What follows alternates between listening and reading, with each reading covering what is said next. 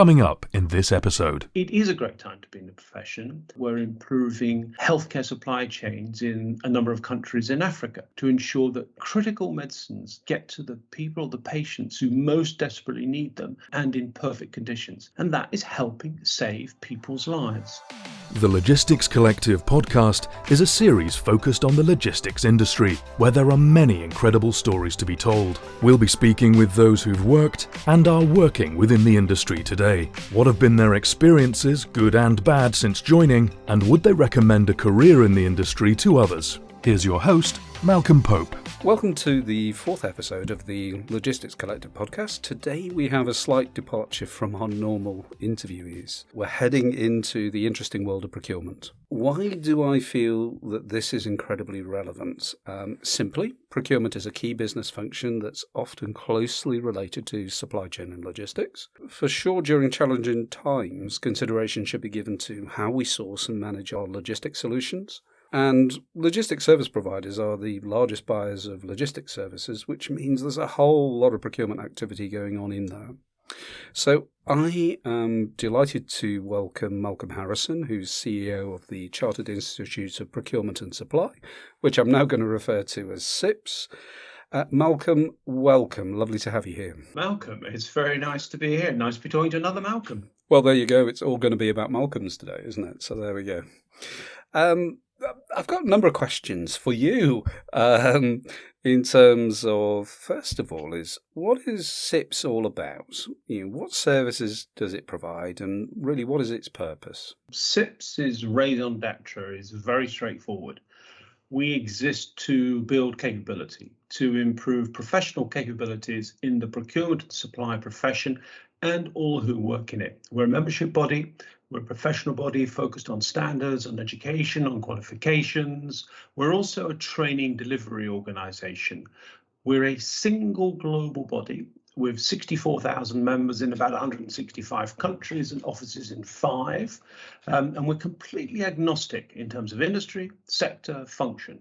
So this is all about building capability in procurement and supply, raising standards, improving skills. Fantastic. Given that scope, enormous membership, multiple countries, 5 offices, what do you do as CEO of CIPS? What keeps you busy? Well, it's a question I guess that CEOs often get asked, and I think the most important thing that a CEO does in any organisation is, you lead the business, but that's by making sure you've got the right people in the right roles, and you inspire that leadership team to do great work.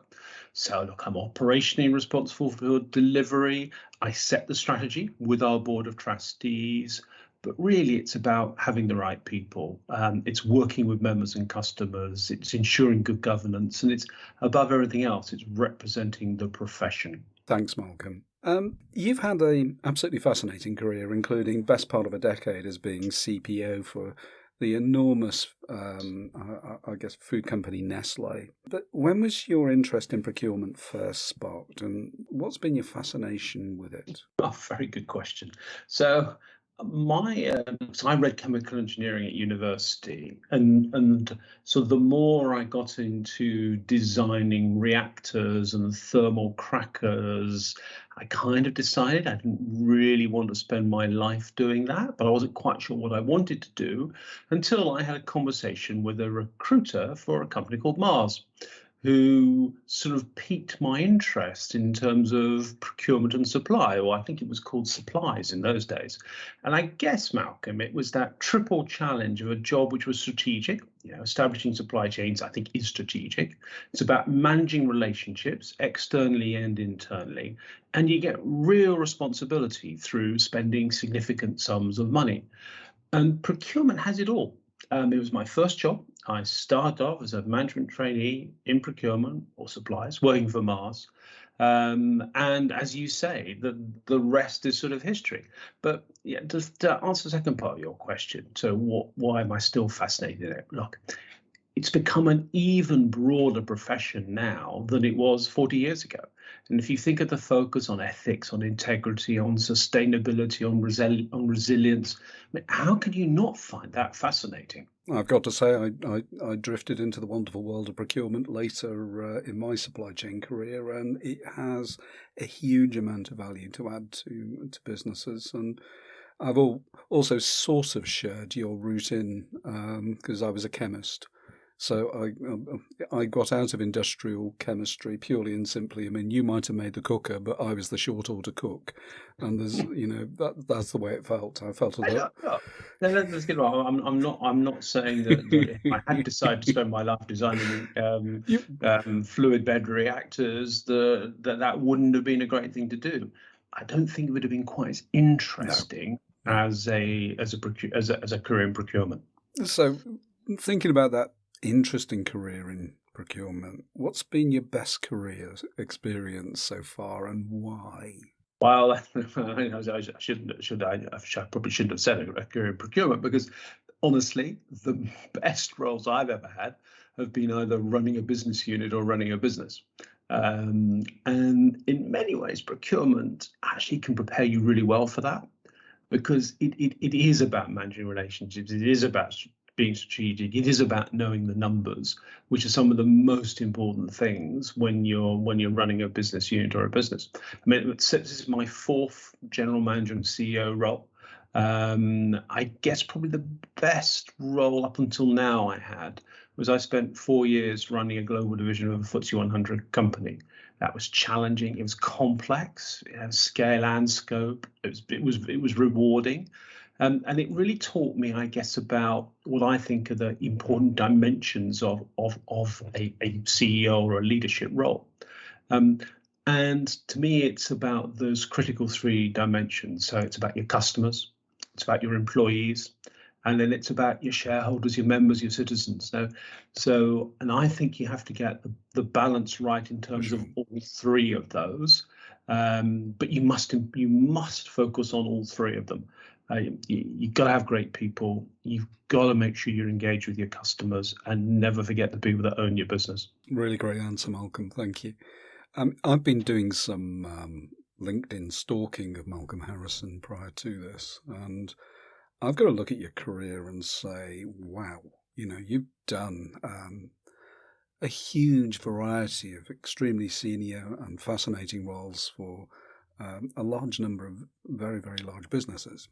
And I'm going to give you a congratulations that you maybe don't need, but heaven's sake, well done, for everything that you've done there. But within all of those, what appears to be everything is in the garden is rosy. Have you ever had any bad career experiences, and what did you learn from it? Yeah, look, for sure, and I think most people do make mistakes, and I think it's important that it's important that you learn from those mistakes. I mean, I think you need to get the job, the boss, and the employer right. 3 dimensions, and for sure, look, I have chosen the wrong business, but a brilliant boss. I was attracted by the person.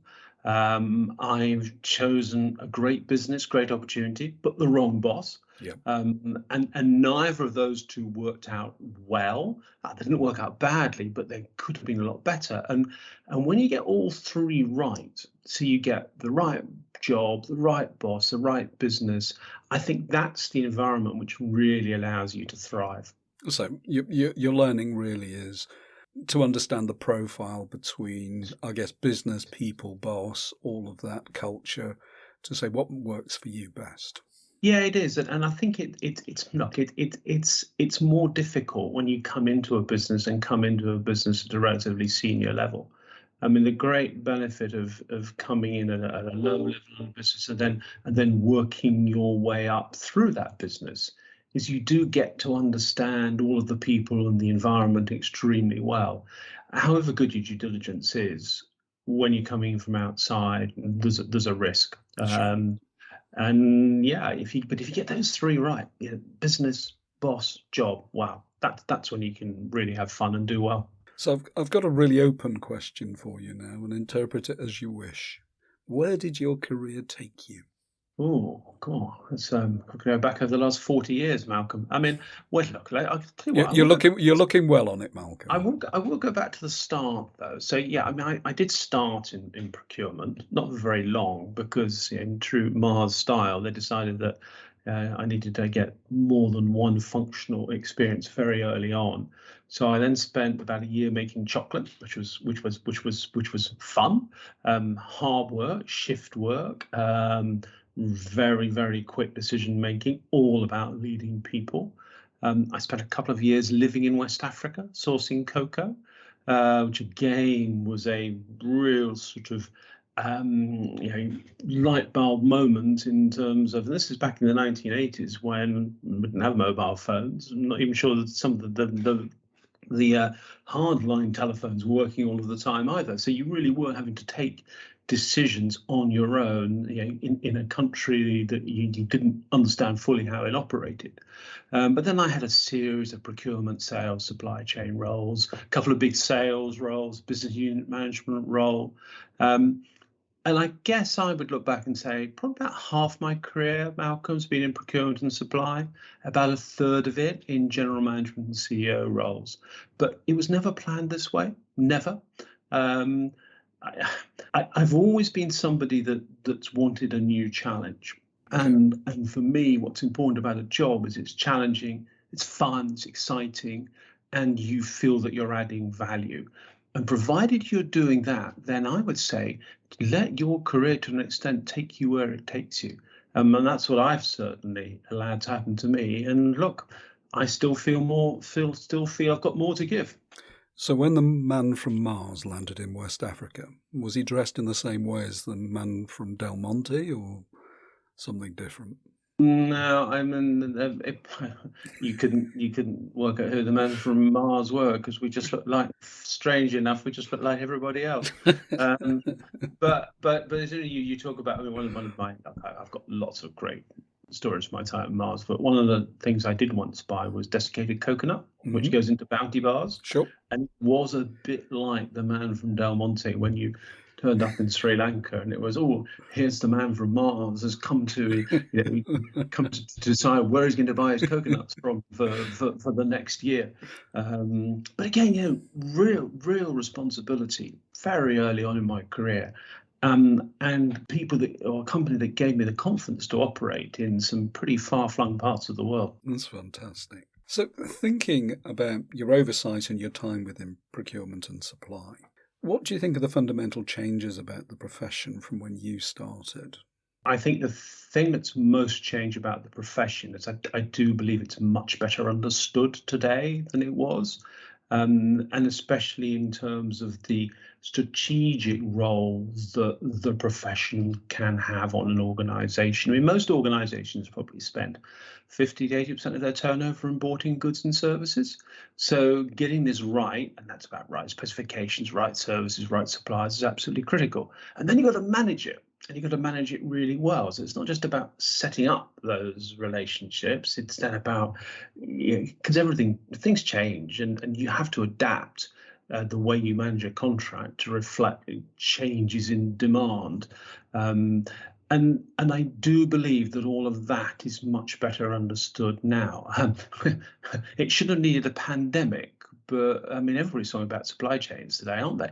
Yep. And that certainly enhanced the importance of the profession.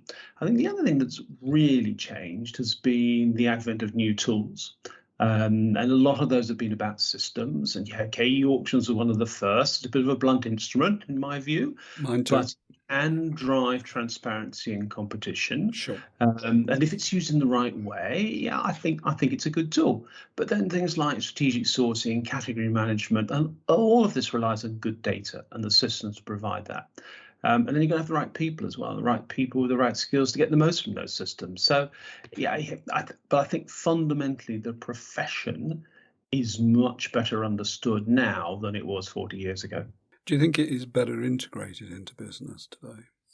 I think it was really well integrated in some businesses 40 years ago. Yeah. I think because integration, I think a lot of this is about people. and having the right people with the right skills to be able to manage those internal relationships, manage your stakeholders well. The fact that the function has a higher profile means we do get, I think, better people into the function. And therefore, yes, those better people are able to then better integrate in the function to their organizations. Thank you. So it's back to you now. What do you wish you would have known when you started your career, and what advice would you have given yourself?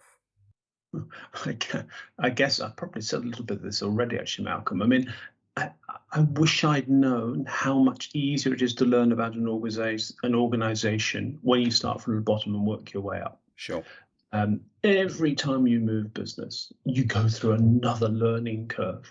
And the bigger, the more complex those businesses are, the more senior you are, the more difficult I think that learning experience is.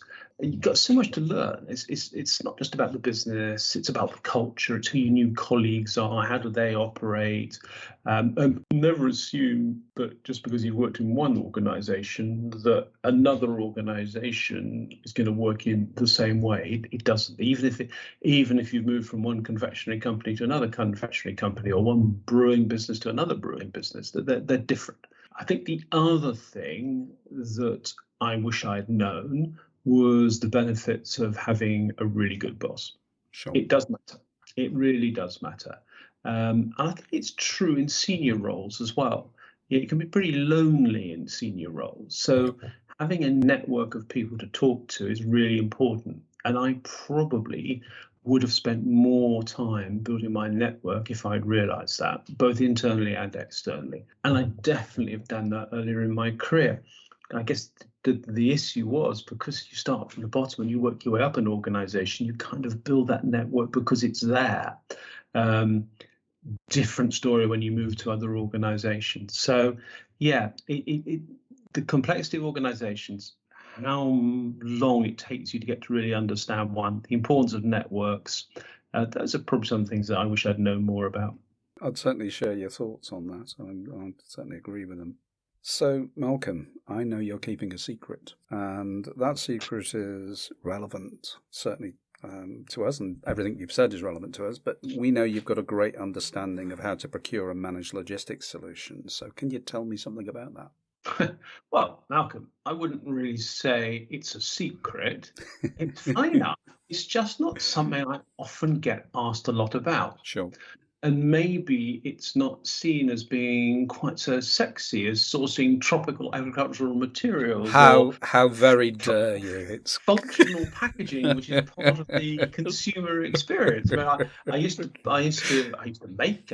to make lipstick mechanisms and perfume spray pumps and drug delivery systems, and everybody said, "Oh, that's interesting," because they could have sort of could see it and feel it in their everyday lives. Logistics is incredibly important, but lots of people don't see it, or they don't even hear about it, of course, until something goes wrong. Yeah. So yes, you're right. I have had some experience in logistics, and actually some quite different experiences too. So when I was at Mars, I was involved in setting up the first pan-European logistics operation. I was looking at warehousing techniques. And those are pretty long-term strategic decisions. You don't sort of build a warehouse for 6 months. You typically build a warehouse for 10 plus years, and working out how you're going to configure it. And of course, it varies by country because land costs vary by country, planning rules vary by country. And then when I was at Bass Brewers, I set up an operation called Trade Team, which was a very big and complex joint venture, which was all about how did you bring best logistics practice into the brewing industry. And we realized we couldn't do it on our own. And then I guess at Nestle, I was responsible for buying global ocean freight, and quite a lot of it, as you and I have discussed before. So yeah, I think I've seen quite different aspects of logistics too, all the way from perhaps the more commodity type categories like ocean freight, though, given the price of ocean freight at the moment, I'm not sure people would agree with that, to something much, much more strategic, such as delivering beer to pubs, clubs, hotels, literally across the United Kingdom. Wonderful, thank you. Do you think excellent excellence in procurement within logistics service providers could provide their customers with higher value, more stable and longer lasting business relationships with their customers? Oh, yes, for sure. For sure. I mean, if you choose and manage the right providers, that will bring value. Yeah, if you think of how much of your turnover is sport or is spent on boarding goods and services, then getting that right and managing it in the best way is going to bring you value.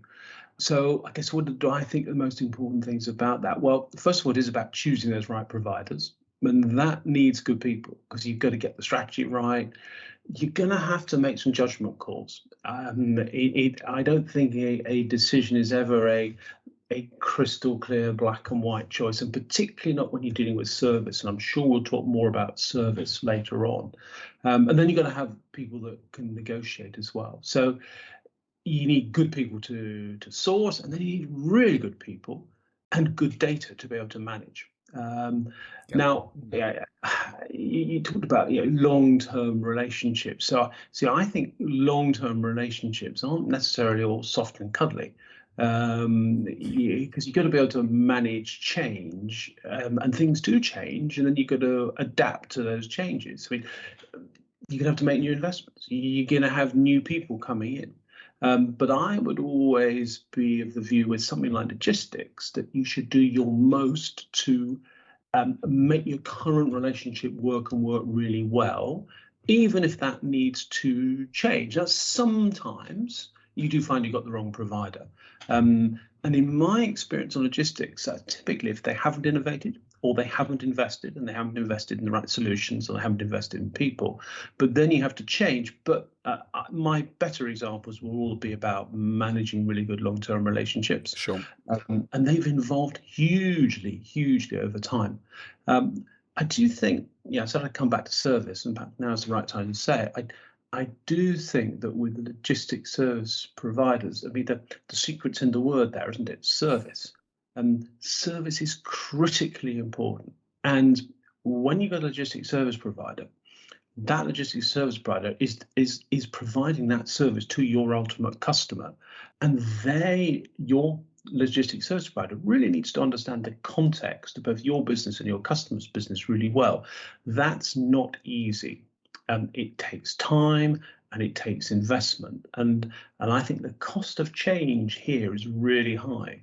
So I would be a very strong advocate of get the most out of the relationship that you have before you suddenly think, oh, let's change everything and it'll be better, won't it?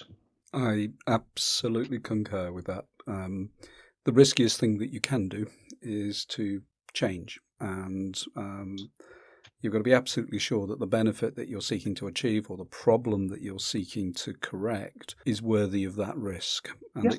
But sometimes you have to do that. Oh, you do. I agree. When we set up Trade Team, I mean, this was a huge. There were. So I can't remember the exact numbers now, but it was something like 50 warehouses, 750 vehicles, and 2,500 people. This was a pretty big operation, but we needed new investment, but actually what we really needed was new know-how and new techniques. And we were never going to be able to do that on our own. So their change was the right thing to do. Did we have some issues with service? Too right, we did. Yeah. Even in that scenario where you've put into joint venture, but you're bringing in a new party, the new partner that is going to run the operational side and bring new ideas, new skills, new techniques, or we still had some service challenges. So yeah, don't underestimate the importance of service. Certainly never do.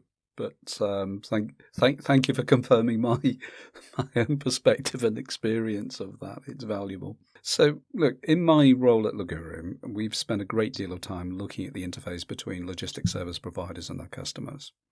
We're trying to really develop mutual understanding. Could you give me your thoughts that I hear consistently from logistics service providers that there is some discomfort about engaging with the procurement function of their customers and prospective customers? Yeah, well, I can understand that, but I think it depends a little bit upon the procurement function you're dealing with. It does. If the procurement function is focused solely on price, then I can see why there'd be some hesitancy. Yep. And particularly where we're talking about a service, which is about service. I mean, this is all about value. It's not just about price. And I guess I'd say two things, Malcolm. Firstly, I'd say a good logistics service provider will have the relationship management skills to influence or persuade a buyer. And secondly, maybe some of the people you talk to are not dealing with a strategic procurement professional or an organization that really understands the value that procurement can bring. It takes two to build a successful partnership. And a race to the bottom on price is not sustainable. I mean, I can understand why maybe for low volume spot services or some sort of tactical purchase, yes, you can do that with the focus really being on price because every other parameter is taken care of.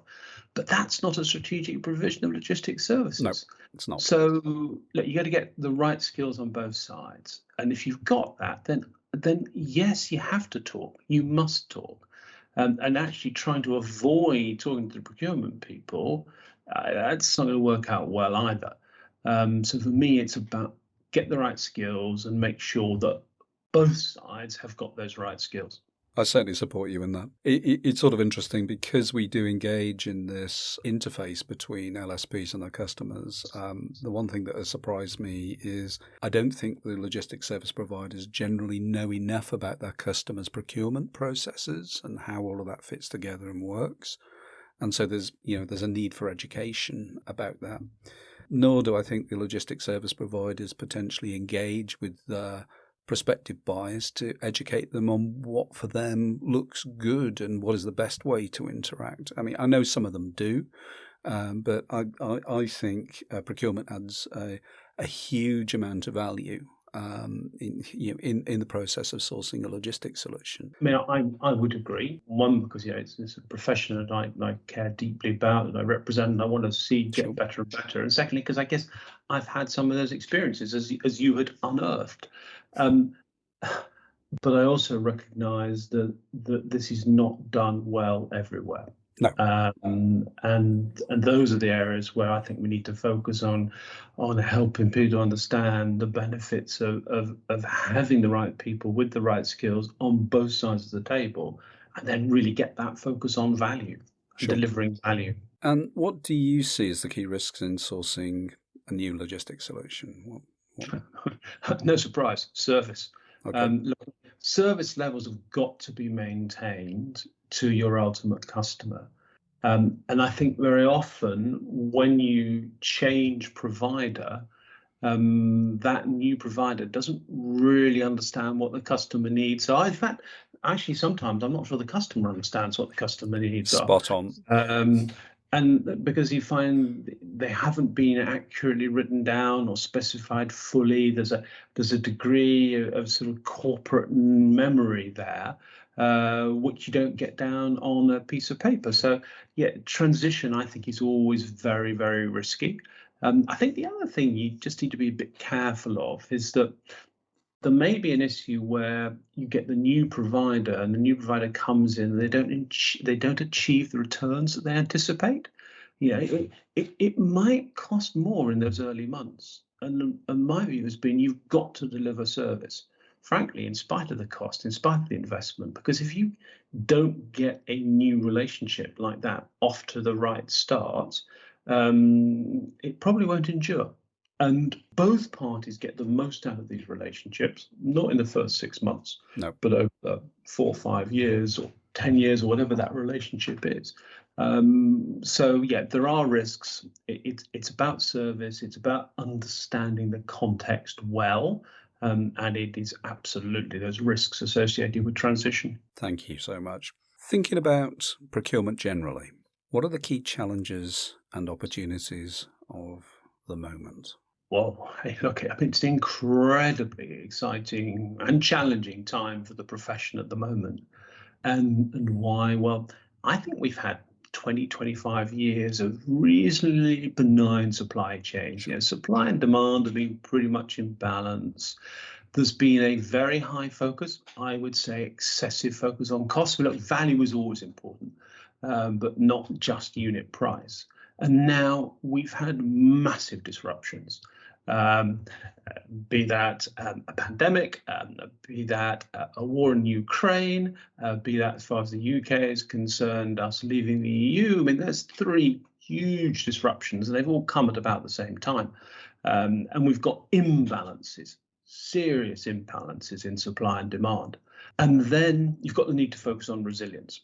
And building resilient supply chains to deliver better value, frankly, is far more exciting and actually far more challenging than simply cost savings, because you've got to think about what the different options might be. So there's this imperative of delivering value. There's this imperative of making sure your supply chains are resilient. And then, as if that wasn't enough, you've got all of the challenges around sustainability and climate change. And just think about Scope 3 emissions. I mean, Scope 3 emissions, 90% of Scope 3 emissions are in supply chains.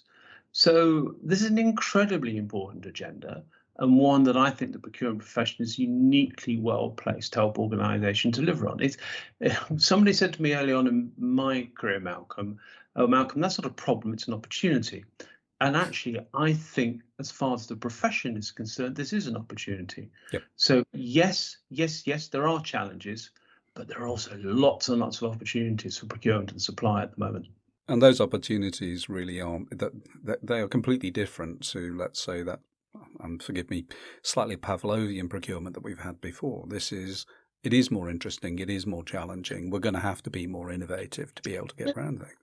But if you think about it, the supply and demand being pretty much in balance, or maybe a little bit of an excess of supply, long, lean, very efficient supply chains, combined with an excessive focus on cost and price, well, you can see why we ended up where we were. But that's, you talk to somebody working in procurement and supply today, that is not the scenario they're faced with. Security of supply is key. Keeping things running is key. Most expensive thing you can ever buy is the one that doesn't turn up. Indeed. Or when it does turn up, doesn't work. Because if any either of those scenarios, that then results in you losing a sale, not being able to deliver to your ultimate customer, then that's potentially a sale lost forever. You never get that back. It's true, certainly true. I might argue also the most expensive mistake you might make is the product or the spur that you've ordered in from a manufacturing site, and the manufacturing site closes because it doesn't arrive. So, over the last decade, what do you think is the best innovation within procurement? Oh, that's not an easy question. I think we need to appreciate that what is innovation in one organisation may be an existing good practice in another. Sure. There's a huge range of organisations in terms of how good people are, how expert they are at procurement and supply, from world class at one end to, frankly, organisations who are just developing their procurement and supply functionality at the other end.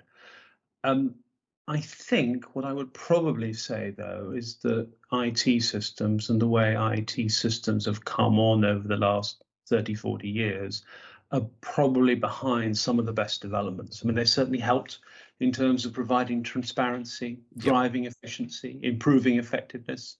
And then you look more recently at things like machine learning, robotic process automation, artificial intelligence, data analytics. I mean, I love some of the things Vodafone have been doing, using systems to improve compliance. They have this concept of the happy purchase order. In other words, a purchase order that just flows perfectly and seamlessly through their organization, because that purchase order, it is the approval process. It is the thing that triggers a payment. It is what's used to get to do your three-way matching in an automated way. It is also, though, that base data, and getting that base data right is incredibly important. And they've also automated some aspects of their sourcing process, which means they've freed up resource to work on those less repetitive tasks. E-sourcing, it is a great tool when it's used correctly. And I think I'd also highlight, and we've learned this certainly during the pandemic, just the use of information and communications technology to allow certain activities to be undertaken remotely. I Sure. mean, there's so much more that we can now do without traveling than we had realized. So that's more efficient in terms of use of time, and less travel is no bad thing. So there are huge benefits there in terms of delivering training too.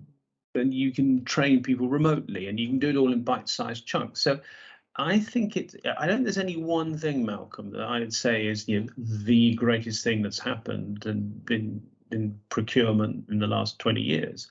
But I do think IT and systems and how you use those has been an absolutely critical enabler. On the balance of that, do you think that, I guess, use of information technology and automation, in theory, it should have given us time to have more value-adding discussions, between buyers and their suppliers. Do you think that's been delivered? Look, I think there's a couple of things I'd say. I'm not sure it always has been. I think, and why? Well, people are still having data issues. Yep. So even if you've got good systems, the data's not always perfect. True. And I still hear lots of stories about people saying, well, is it that version of the data or that version of data which is the correct one? So that's one of the reasons why we haven't seen all the benefits we should have done. And the other one for me is all about skills.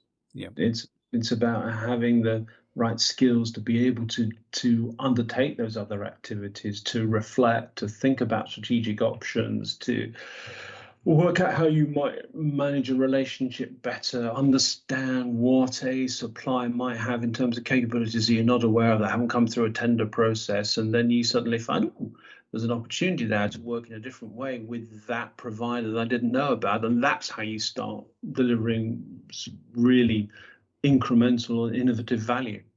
Okay. So, talking about value, would you agree that modern procurement is about value and values? Well, that's a nice way of putting it. So look, I mean, world-class procurement has always been about delivering value, always. I think my first 10 years in procurement, I wasn't set a savings target. It was all about value. Malcolm, you've got to demonstrate that you're delivering value. Sure. And as I said before, I do think the profession became too focused on savings. But in an inflationary market, or when you start from a very sound base, you're much less likely to save money. Correct. In a benign market, or where you started from a poor base, then yeah, you will save money. But you can always deliver value. Always, always, always. And then that's about buying better than the market. Or it's about buying something different, a different specification, which actually brings more value to your organization. And I think what we're now seeing is an emphasis on value rather than savings, and that's positive. But it all comes back to where you start from and what the situation is in your supply markets. And that's why it's always about value. Sometimes it's about savings, but it's always about value. Now, your other question is values. So look, lots of organizations are now talking about purpose. And I suspect that's really what you mean when you're talking about values. But let's think about the broad range of challenges that procurement has to deal with. I mean, ensuring supply, delivering value, promoting ethics and integrity, addressing sustainability. You can see why people then start talking about values and purpose, as these challenges really, really touch on many aspects of a commercial relationship between two parties. And I think the important thing here is that the focus is about so much more than money. And the ESG commitments have really started to exemplify this. So call it values if you like. To me, it's about addressing issues which are, yes, important for your organization, but actually they're also important for society as well. And that, to me, starts to put procurement in a whole different place, and very definitely a different place to when it was just tasked with delivering savings. Certainly. I think that's where the true innovation, the true excitement, and the true challenges are. For me, it's easy to save money. It's more difficult to maintain value and your values and purpose, and still keep your company commercially viable and with a key market advantage. Malcolm, you're absolutely right. And also, things are changing in terms of the supply market, and things are changing in terms of demand. So whatever you establish for a certain set of parameters in terms of supply and certain set of parameters in terms of demand, that changes. And it's about ensuring that you can always deliver value, even when that context changes. What's really motivating and driving CIPS and your team at CIPS at the moment? So I go back to where I started. I mean, we exist in order to improve the capability of the profession. So we want to see the profession become more capable. And that's about having the skills to address supply chain challenges. And many of those are actually issues of society. If you think about ethics or human rights or sustainability, these are incredibly important. And if an organization doesn't get these right, that can impact very negatively on the reputation of your organization. And it's I go back to my three parameters, my three stakeholder groups again. I mean, yeah, if your people don't want to work for you because they don't like the profile of your organization because you're not managing your reputation right, or if your customers don't want to use you because they can't trust you from an integrity point of view, or your shareholders don't want to invest in you because they say, well, you aren't really tackling those issues around sustainability and scope 3 emissions, then yeah, you're not in a really good place, are you? So these are really important things to address. And procurement and supply, I think, is really at the heart of this. So we get really motivated by seeing standards rise and seeing practices improve. And there's a real need at the moment for both of those. And when we've got a substantial amount of work, Malcolm, in the public sector, we do both public and private sector, but we've got a lot going in the public sector mode and a lot in developing countries. We're involved in a piece of work. We're improving healthcare supply chains in a number of countries in Africa to ensure that critical medicines get to the people, the patients who most desperately need them, and in health and in perfect conditions.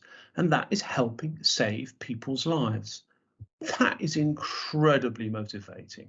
So it is a great time to be in the profession, and we're hugely motivated, supporting the profession to be better equipped with the skills to address the challenges, capture the opportunities, and deliver value for their organisations, and also help tackle issues which are really, really important to society. That's very motivating. Malcolm, that's brilliant, and thanks so much. I've always appreciated and understood the real value that procurement and supply bring. My key regret in my career, and we all reflect back, is that I didn't engage with CIPS, and I certainly could have engaged more with the Chartered Institute of Logistics and Transport. And the professional bodies are a vast source of intelligence, training, and support. So, sort of thinking in the last few minutes of really the interview, I'd like to focus on giving some advice to people that might be considering a career in procurement. And perhaps also, in my category of choice, logistics procurement, which is a difficult one. So do you think it's a good idea for people to consider the procurement discipline as a top 3 career choice? And if so, why? Oh, yes, for sure. And I really will go back to the three strategic, or not, the three things that I guess most attracted me to the profession, which is about taking strategic decisions, about managing relationships, and about frankly taking pretty serious financial decisions about spending significant sums of money. So yeah, establishing and managing responsible supply chains are fundamental to our lives, to our economies, and to our planet. And you need a really broad range of skills to do that well. And that could be analysis, or defining strategic options, or managing relationships, or negotiating, committing money, influencing, communications, change management. That's a really, really good set of skills which you learn, which frankly set you up hugely for a successful career in procurement or elsewhere. So I think the great thing about procurement as a profession is you don't have to just go into procurement and then spend your career there. It equips you really well to go off and do other things. And you're dealing with, increasingly today, issues which are important to society. That's really, really motivational. And what advice would you give to someone just starting out? So how would somebody that's interested in a career in procurement find out more? So a couple of things I'd say there. I mean, the first thing is work for an organisation which will train you and give you opportunities to gain experience, because it's not just about the training, it's not just about experience, it's about both. And there are really good employers out there in both private and public sectors who'll do this. I think in the UK government runs something called the Fast Track Programme, and some of the opportunities in procurement commercial roles that people get on that programme are just great. So find a good employer, and this might surprise you, but I would say I think personal recommendation is still a good way to do this, or it's certainly a good way to check out whether you're making the right decision. And then there are loads of websites, job adverts, career services. I mean, the CIPS website's got some pretty good advice, and we run salary surveys. There are details of organisations who've won CIPS awards, and hey, they wouldn't have won a CIPS award if they weren't doing something pretty good. Then there are job boards, recruitment consultants, newspapers, study centres, colleges, universities who train. There are lots and lots of sources of information out there, and I guess that's the key point that I'm trying to make. Internet is a great place to start, but talk to people who can give you advice, and you can use them as a sounding board to check whether you're making the right decision. But yeah, find the right organization, one that's going to train you and give you opportunities to gain that experience. Malcolm, you're certainly not going to get any argument in terms of that being good advice. As I've found out through this interview, the power of conversation as a learning tool is enormous. I've really enjoyed everything that you've said, and you're putting, for me, procurement into the right context and into, for me, the right direction. Thank you ever so much for committing so much time into the interview, and please go and enjoy the rest of your working week, and hoping the weather improves. I will do. Thank you very much, Malcolm. And let's hope that we can get more people coming into the profession, and more people, again, in the world of logistics, recognising what the benefits of world-class procurement is. And let's hope we can get more people doing that.